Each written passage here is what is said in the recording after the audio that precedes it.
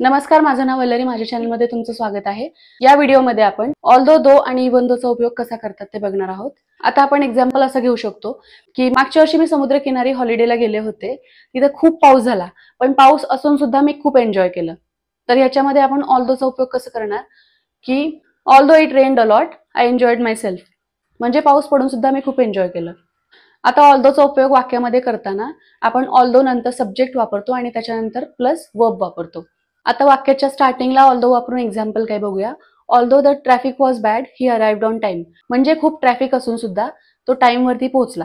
आता आपण ऑल्दोच्या ऐवजी दो वापरून हे वाक्य कसं म्हणणार ते बघूया. Though the traffic was bad, he arrived on time. म्हणजे आपण इथे ऑल्दोच्या ऐवजी फक्त दोचा उपयोग केलेला आहे. अशाच पद्धतीने ऑल्दो वाक्याच्या स्टार्टिंगला किंवा वाक्याच्या मध्ये पण वापरता येतं. तर मध्ये कसं वापरणार आपण, he arrived on time although the traffic was bad. अजून एक एक्झाम्पल होईल, he passed the exam although he didn't study at all. म्हणजे त्याने काहीच अभ्यास न करता सुद्धा एक्झाम पास केली. आता आपण ऑल्दो जसं वाक्याच्या स्टार्टिंगला आणि मध्ये वापरतो तसं वाक्याच्या शेवटी आपण ऑल्दो वापरत नाही, पण दो आपण वाक्याच्या स्टार्टिंगला, मध्ये आणि शेवटी पण वापरू शकतो. याचं एक्झाम्पल होईल, the traffic was bad, he arrived on time though. म्हणजे ट्रॅफिक जरी खराब असलं तरी पण तो टाइमवर पोहोचला. अजून एक एक्झाम्पल होईल, Ann is very nice, I don't like her husband though.